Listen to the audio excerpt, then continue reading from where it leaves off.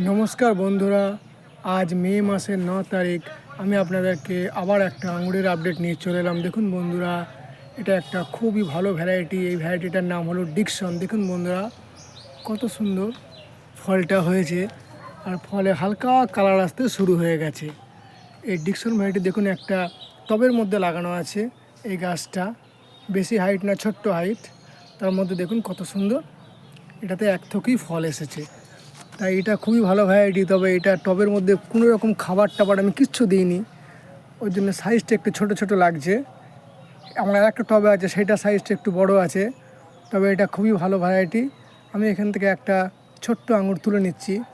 তুলে নিয়ে আমি টেস্ট করে আপনাদেরকে বলবো যে এটা কীরকম খেতে। সত্যি বন্ধুরা, অসাধারণ খেতে, কচকচে একটা ভাব, সুন্দর খেতে। কিনে আঙুর আমরা যেরকম খাই তার থেকেও ভালো খেতে। তাই অবশ্যই আপনারা এই ডিকসন ভ্যারাইটির আপনাদের কালেকশনে রাখুন। খুব সুন্দর খেতে।